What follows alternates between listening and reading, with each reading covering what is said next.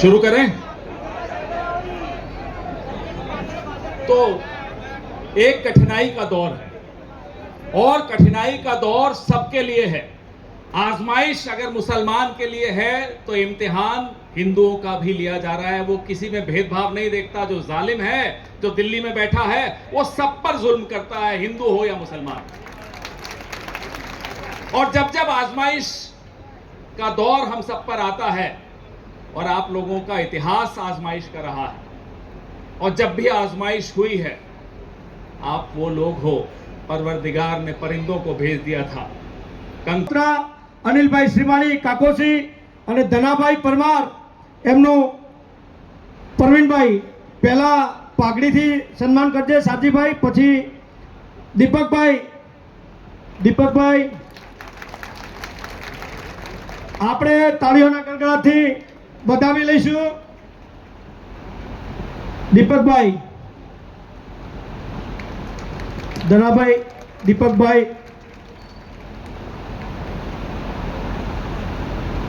ખૂબ ખૂબ આભાર। ભારતીય રાષ્ટ્રીય ક્રિકેટના સચિન તેંડુલકરે નિવૃત્તિ લઈ લીધી છે, પણ ભારતીય રાષ્ટ્રીય કોંગ્રેસના સચિન તેંડુલકર ચોગ્ગા છગ્ગા ફટકારવા માટે એકી દુક્કી નહીં, या तो 4 या तो 6 या तो बाउंड्री सन्मान्य जिग्नेशભાઈ મેવાણીને હું અપીલ કરું કે સભાને સંબોધિત કરશે।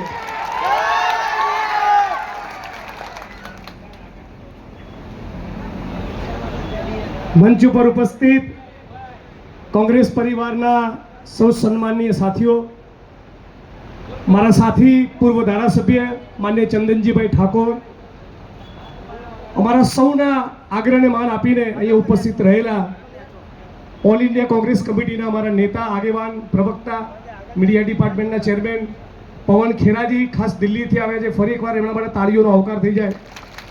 એઆઈસીસીના સેક્રેટરી સુહાસિનીબેન યાદવ, તુષારભાઈ ચૌધરી વિરોધ પક્ષના નેતા, જિલ્લા પ્રમુખ શ્રી ગેમરભાઈ, આપણા અમિતભાઈ ચાવડા પ્રદેશ પ્રમુખ શ્રી ગુજરાત પ્રદેશ કોંગ્રેસ સમિતિના, કિરીટભાઈ પટેલ, આપ તમામ બહેનો, માતાઓ, વડીલો, યુવાન મિત્રો, પત્રકાર બંધુઓ, આજે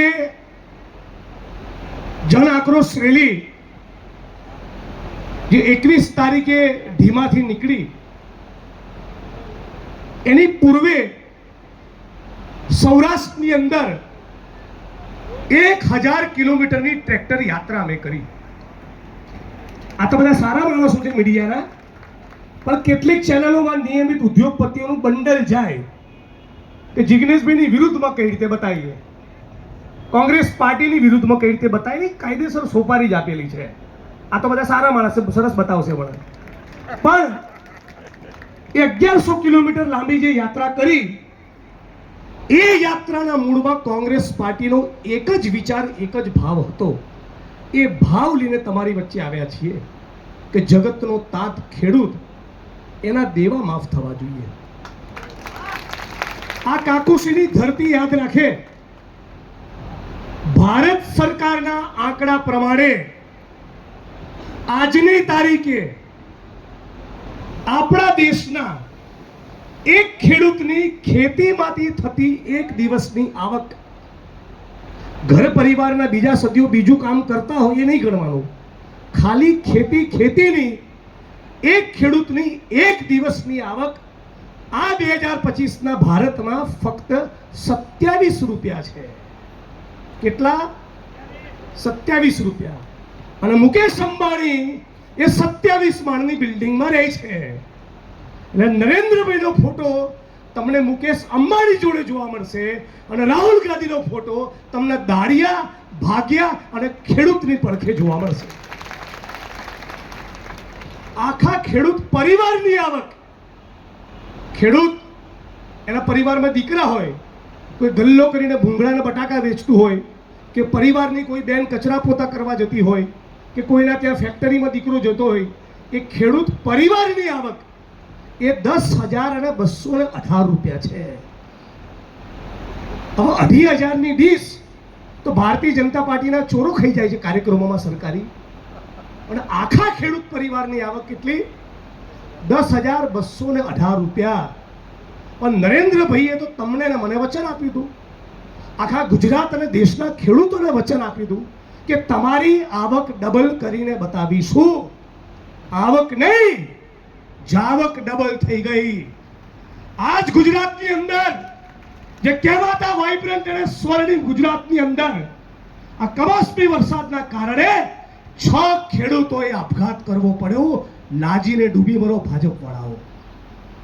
અને એટલા માટે અને જન આક્રોશ રેલી એ માંગ લઈને નીકળી છે કે દુનિયા થાય પણ જ્યાં સુધી ગુજરાતના ખેડૂતોના દેવા માફ કરવામાં આવે નહીં ત્યાં સુધી અમે ઇન્કલાબ કરવાના છીએ.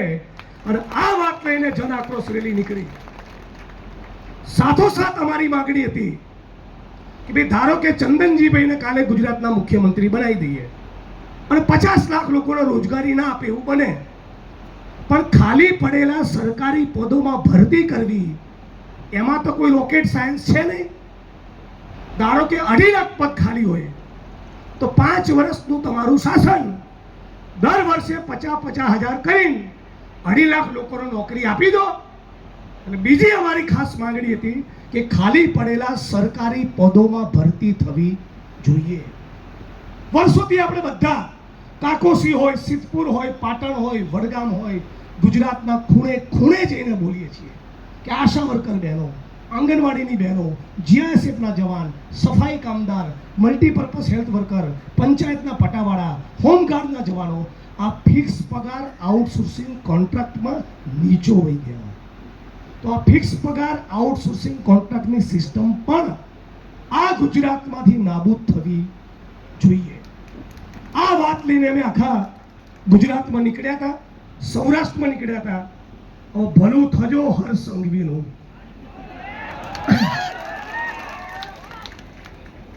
ભલું થજો એનું કે ઢીમામાં અમે ગયા.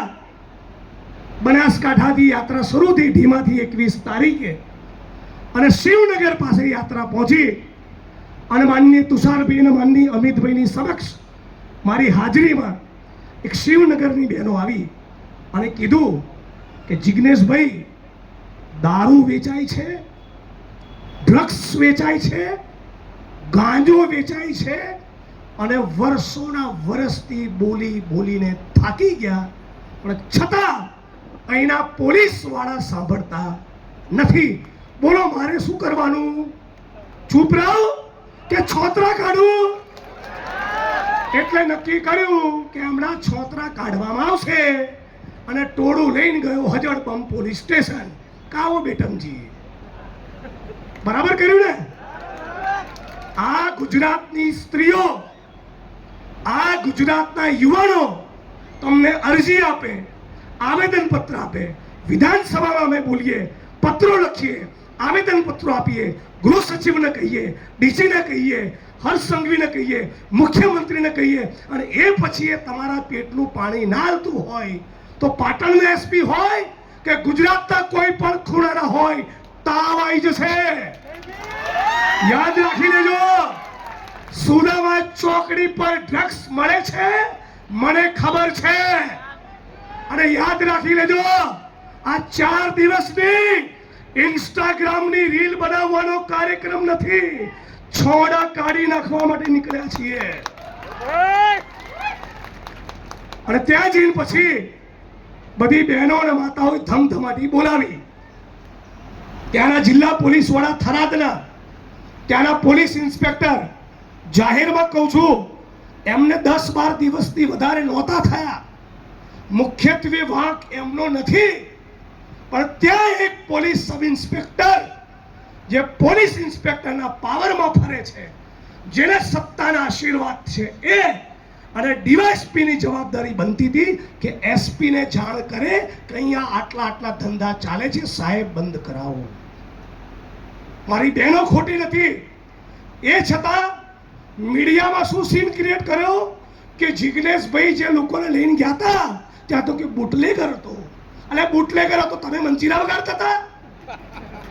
દારૂ ગુજરાતમાં વેચાતો હોય તો બુટલેગર નીકળે, પણ મૂળ ફરિયાદ હતી બહેનો નહીં. આ તમારી વચ્ચે ગુજરાતની જનતા સમક્ષ ચોખવટ કરવી જરૂરી છે. અને બહેનોની રજૂઆતના પગલે અમે ગજગજાઈને ત્યાં આગળ બેટિંગ કરી.